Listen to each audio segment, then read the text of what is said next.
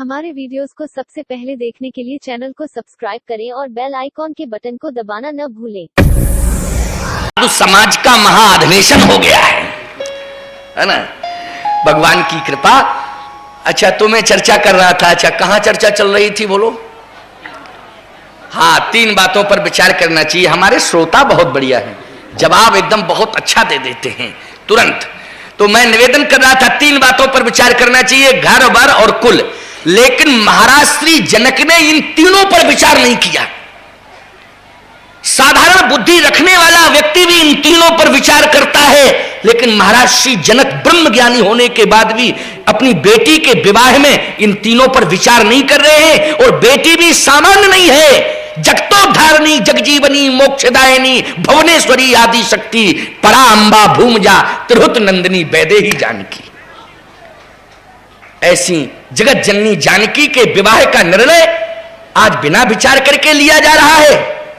यह कितना बड़ा आश्चर्य है। लेकिन देखें आप ब्रह्मज्ञानी का निर्णय, उन्होंने घोषणा कर दी, सो पुरारी को दंड कठोरा,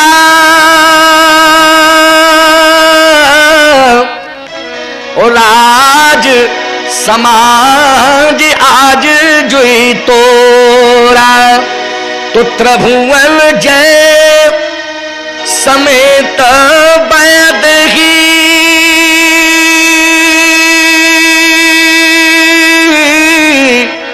और बिनहि विचार बरे हटते ही, बिनहि विचार। जबकि विवाह में तो विचार करना ही चाहिए, हर स्थिति में विचार करना चाहिए। क्योंकि एक संत हुए, उन्होंने कहा बिना विचारे जो करें सो पाछे पछताए, और काम बिगाड़े आपनो जग में होत हंसाए। लेकिन ब्रह्मज्ञानी महाराज श्री जनक आज बेटी के विवाह में विचार ही नहीं कर रहे, बिना ही विचार बरे हटते ही। इस पर हम विचार नहीं कर रहे हैं, जो धनुष को तोड़े बस वही सीता जी के साथ विवाह कर ले। अब आप विचार करना, धनुष टूटने का संबंध अवस्था से है कि बल पौरुष से है? बोलो, बल से है ना, बल से है, अवस्था से थोड़ी है। और विवाह का संबंध अवस्था से है, बल से नहीं है। क्योंकि हम लोग अंतर करते हैं विवाह में। अगर बेटी की अवस्था 18 वर्ष की है तो 20 वर्ष का हम बेटा खोजते हैं, 1-2 साल का अंतराल करते हैं। और ऐसा तो कभी होता नहीं है कि बेटी की उम्र 18 वर्ष की हो और दूल्हा की उम्र 58 वर्ष की हो। ये बेमेल विवाह हो जाएगा कि नहीं हो जाएगा? और विचार करना, जनक जी ने ज्यों ही ये घोषणा की कि बिना ही विचार बड़े हटते ही सो पुरारी को दंड कठोरा, राज समाज आज जो ही तोड़ा, तो याद रखना 58, 60 और 70 साल के धनुष तोड़ने के लिए इकट्ठे हो गए। प्रमाण क्या है? कह दीप दीप के भूपति नाना, आए हैं सुन हम पन ठाना। हमारे प्रण को सुनकर के सब आए। कौन आए? दीप दीप के भूपत नाना। अब आप कहेंगे कि महाराज जी ऐसा आप कैसे कह सकते हैं कि ये सब 58 साल के और 60 साल के और 70 साल के सब धनुष तोड़ने के लिए इकट्ठे हुए? तो इसका प्रमाण है ना, जनक जी स्वयं कह रहे हैं, बोले दीप दीप के भूपति नाना। जो भूपति नाना बन गए थे वो सब धनुष तोड़ने के लिए आए। नाना। अच्छा बोलो भाई, 50 साल से ऊपर की अवस्था में ही नाना बना जा सकता है कि नहीं? गोस्वामी जी का संकेत तो बड़ा विलक्षण संकेत है। ये सब धनुष तोड़ने के लिए आए। अच्छा, विचार करना। अब मुझे एक चिंतन देना है इसमें। ब्रह्मज्ञानी ने, बुद्धिजीवी ने इतना बड़ा निर्णय, ऐसा ज्ञानपूर्ण निर्णय क्यों लिया? ज्ञानी अज्ञानपूर्ण निर्णय ले तो यह अफसोस की बात है। अब पत्रकारों ने महाराज श्री जनक को घेर लिया, तो कहा महाराज आपको बयान देना पड़ेगा कि आप जैसा ज्ञानी ऐसा निर्णय लेने जा रहा है। ये सब 70-80 साल के राजा धनुष तोड़ने के लिए आए, मान लीजिए इत्तेफाक से किसी ने तोड़ दिया, तब क्या होगा? तब क्या होगा? जनक जी ने कहा क्या होगा? धनुष तोड़े और प्रेम से हमारी बेटी सीता को ले जाए। तो पत्रकारों ने कहा कि हम लोग ये देख रहे हैं कि कौन देश का राजा धनुष तोड़ रहा है, हम लोग ये देख रहे हैं। तो पत्रकारों की दीर्घा अलग थी और राजाओं की अलग थी। भगवान श्री राम तो सम्मंचनते मंच एक सुंदर विशद विशाल, सुंदर मंच पर भगवान बैठे थे। सम्मंचनते मंच एक सुंदर। अच्छा बोलो भाई, विवाह जब होता है तो बारातियों के लिए अलग अलग कुर्सियां डलती, लेकिन दूल्हा वाली कुर्सी अलग ही होती है। क्यों भाई, होती है कि नहीं होती है? इसलिए ये तो कंफर्म निर्णय पहले से ही ले लिया था कि सम्मंचनते मंच के सुंदर विशद विशाल, मुनि समेत तह वंद दो बैठा रे महिपाल। भगवान सुंदर मंच पर बैठे हैं, तो ये निर्णय तो कंफर्म है कि दूल्हा यही है। कौन? श्री राम जी। आप कहेंगे प्रमाण पहले गोस्वामी जी दे चुके हैं, बिल्कुल लाइन क्लियर कर दी तुलसीदास जी ने कि ये कौन है राम जी। कहा ये आज राम जी कौन है? बोले ये तो हरस चले मुनि बर के, मुनि बर के साथा। तो जनकपुर के बर श्री राम हैं, और बाकी ये दूल्हा जब ये सब आए, ये क्या है? ये है बर, जो बरबराने वाले हैं। बरबराना कहते हैं बकने वालों को, जो बकने वाले हैं, ये सब बैठे हैं। अच्छा, जनक जी महाराज ने घोषणा की कि धनुष को तोड़िए। एक राजा उठा, अच्छा उठ ही नहीं पा रहा वो, क्योंकि उसको 4-6 लोग पकड़ करके ले गए, तब बिठाला। और परमिशन जनक की ये थी कि जो धनुष तोड़ने के लिए आए वही मंच पर बैठे, जो प्रवचन करने आए वही मंच पर बैठे, बाकी सब। क्यों भाई स्वामी सत्यप्रज्ञान जी, यही आपका आदेश है कि नहीं? बाकी सब तो वो सब नीचे चले गए जो उठा करके लाए थे बैठालने के लिए। अब जनक जी ने कहा उठो, तब उठा ही नहीं पावे। तो गोस्वामी जी लिखे परिकर बांध, वो बैठे ही बैठे बांध रहे, तब उठे अकुलाई। तो जो इष्ट देवता आए थे कि हमारा इष्ट आराधना इतने दिन तक किया है, चलो हम इसकी कुछ मदद करें, लेकिन जैसे ही वो उठ नहीं पा रहा था तो चले इष्ट देवन सिरनाई। इष्ट देवता शर्मिंदित होकर सिर झुका के चले गए कि जब ये उठा ही नहीं पा रहा तो धनुष क्या तोड़ेगा। जैसे ही वो धनुष के पास पहुंचा, पसीने पसीने हो गया, लेकिन उसने हिला तक नहीं पाया धनुष को। लौट रहा था, दूसरे नंबर का राजा तोड़ने के लिए जा रहा था, दोनों का मध्य में क्रैश हो गया, जिससे नहीं टूटा वो उधर से आ रहा और दूसरा तोड़ने वाला उम्मीदवार इधर से जा रहा। और जब दोनों मिल गए आमने सामने, तो दोनों एक दूसरे की मंगल कामना नहीं कर रहे थे। जिससे धनुष नहीं टूटा वो जाने वाले राजा की, नहीं धनुष नहीं टूटा आने वाला राजा, जाने वाले राजा की ये मंगल कामना नहीं कर रहा था कि हे भगवान शंकर के धनुष, यदि तुम मुझसे नहीं टूटे हो तो हमारा पड़ोसी जा रहा है, इससे जरूर टूट जाना।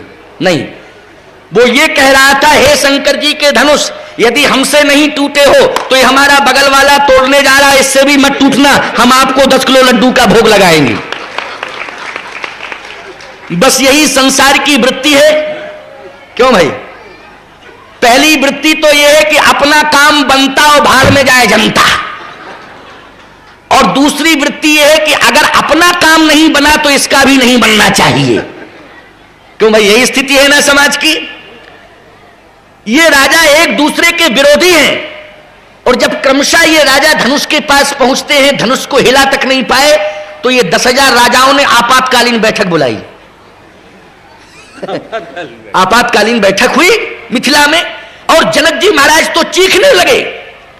सभा में खड़े होकर के जनक जी चीखने लगे कि अब जन को माखे भट मानी, ओ वीर विहीन मही में जानी।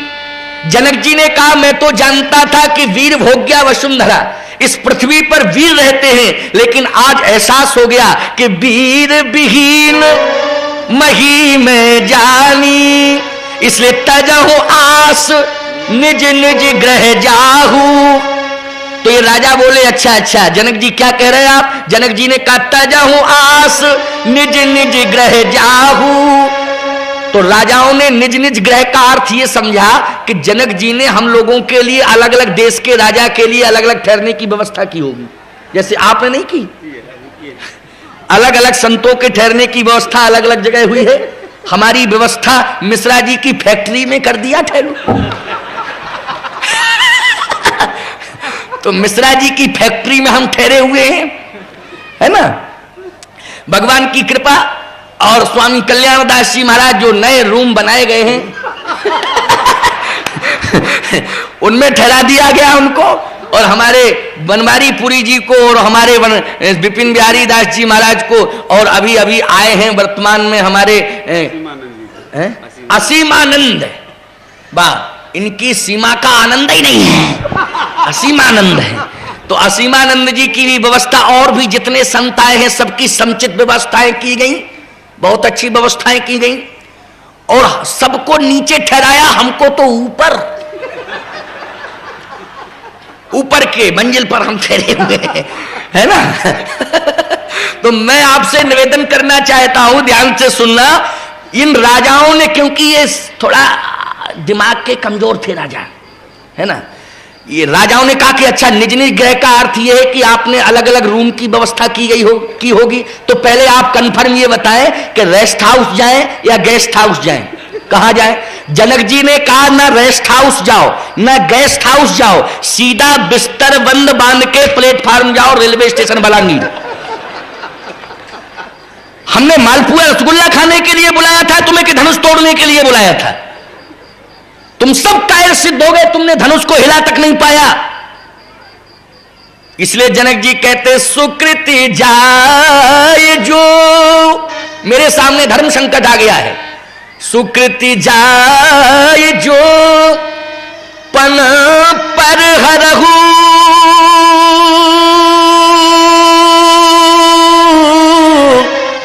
तो कुंवरी कुमारी रहे का करहु।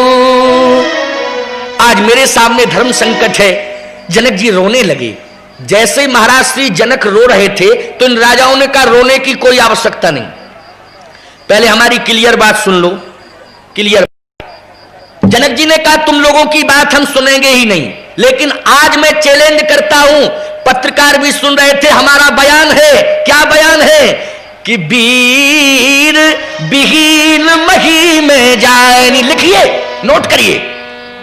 लक्ष्मण जी ने कहा अगर किसी ने हिम्मत की पत्रकार ने लिखने की तो पूरे पत्रकारों की कलम तोड़ दूंगा, समझ लीजिए। अभी रिजल्ट आउट नहीं हुआ है। अब जनक जी महाराज जो भी बोल रहे हैं, मैं तो यह कहूंगा कि अपरिपक्व मस्तिष्क से निर्णय ले रहे हैं। क्यों भाई? जनक जी ने कैसे कह दिया इस बात को? अच्छा, लक्ष्मण जी महाराज की आंखें लाल हो गईं।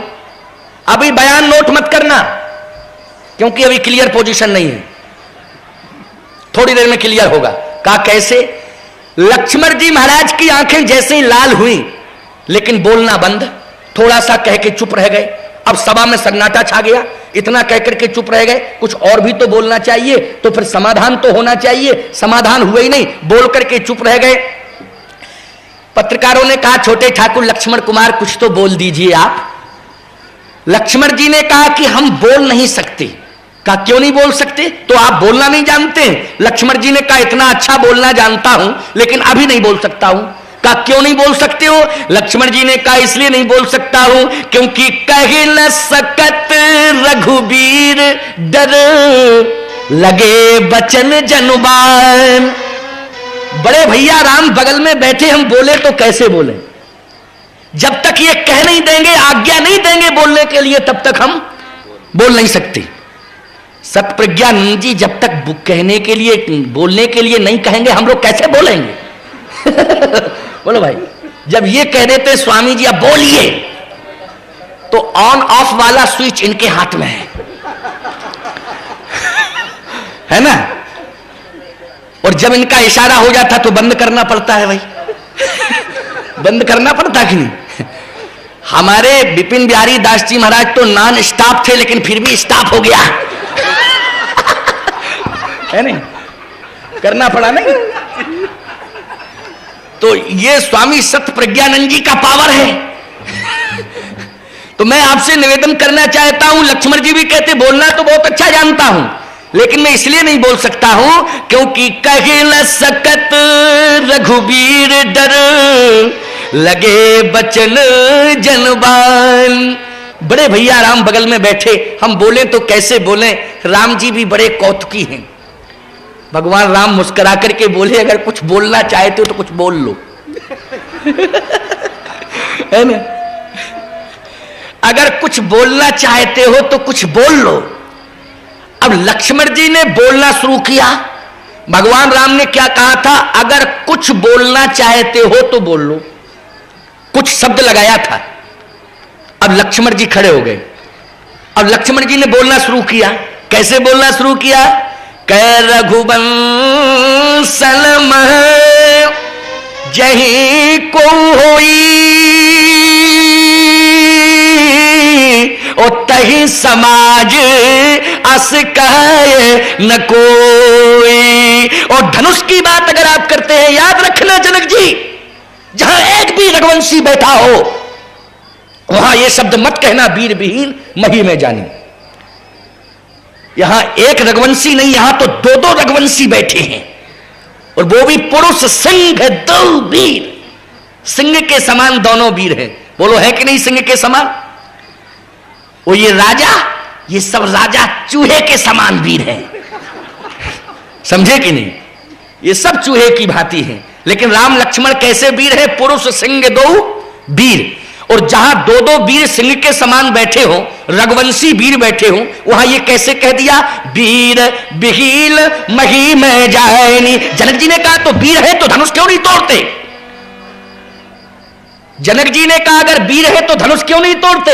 अपनी वीरता दिखानी है तो धनुष के पास दिखाना चाहिए। लक्ष्मण जी ने कहा महिमा तो, भगवान के चरणों को छुआ लक्ष्मण जी ने, महिमा तो प्रताप भगवाना। और जैसे ही धनुष की ओर देखा तो कहा काबा परो पिला के पुराना। और कमल लाल जिम चाप चढ़ावो, और जो जन सत प्रमाण ले धावो। और लक्ष्मण जी कहते हैं काचे घट सम, धनुष तोड़ने की बात छोड़ो, पूरा ब्रह्मांड ही फोड़ दूंगा, पूरा ब्रह्मांड। राजा बोले लो अब ब्रह्मांड फूटने वाला है, अब हम लोग भी नहीं बचेंगे, क्योंकि अब तो ब्रह्मांड ही फूटेगा थोड़ी देर में। और बोलो भाई, ब्रह्मांड से अलावा कौन रहता है? सब ब्रह्मांड के अंदर रहते।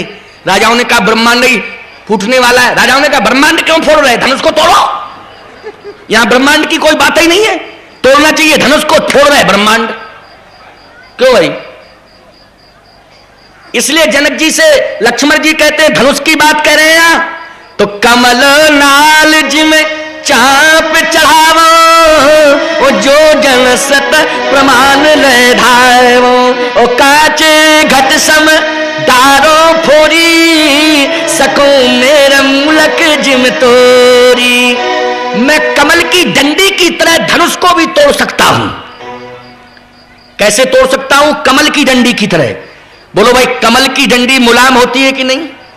कमल की डंडी बिल्कुल मुलायम होती। और लक्ष्मण जी कहते हैं इतना वज्रादपि कठोराणी मृदून कुष्मादपि। भगवान राम का तो स्वभाव है कि वज्र से भी ज्यादा कठोर है और पुष्प से भी ज्यादा कोमल है। ये तो हमारे प्रभु का स्वभाव है। लेकिन याद रखना, हम मृदून कुष्मादपि नहीं है, वज्रादपि कठोराणी है, लक्ष्मण जी ने कहा। इसलिए मैं कमल की डंडी की तरह धनुष को तोड़ दूंगा, अभी तोड़ दूं। राम जी ने कहा सावधान, मैंने क्या कहा था, कुछ बोल लो,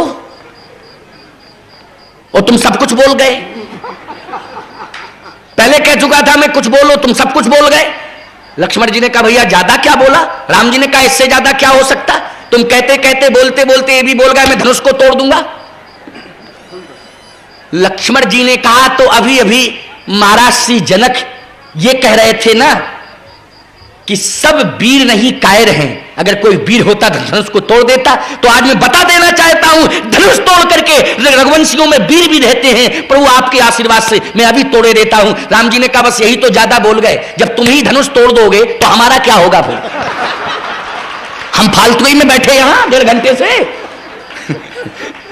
क्यों भाई? जब तुम्ही को धनुष तोड़ना था तो हम क्यों आए मिथिला में?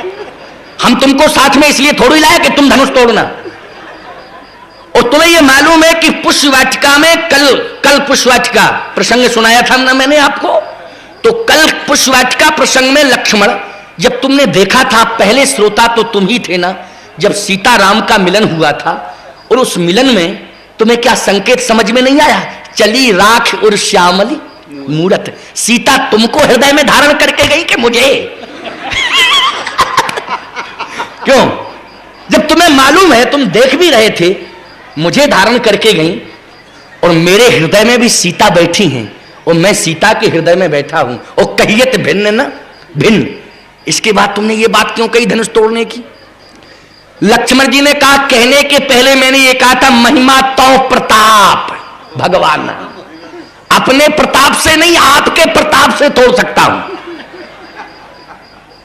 तो राम जी ने कहा कि तुम ब्रह्मांड भी फोड़ रहे थे। लक्ष्मण जी बोले, वो भी आप ही का प्रताप। क्यों फोड़ रहे थे ब्रह्मांड? अगर फूट जाता तो दिक्कत नहीं हो जाती। लक्ष्मण जी ने कहा, कहने के साथ साथ में, जोश के साथ साथ मैंने कहने में होश भी रखा था। क्या होश था? लक्ष्मण जी ने कहा, कहने के साथ साथ में मैं क्या कह रहा था? ब्रह्मांड को तो तोड़ूंगा, लेकिन कैसे तोड़ूंगा? काचे घट समडारों फोरी, कच्चे घड़े की तरह तोड़ डालूंगा।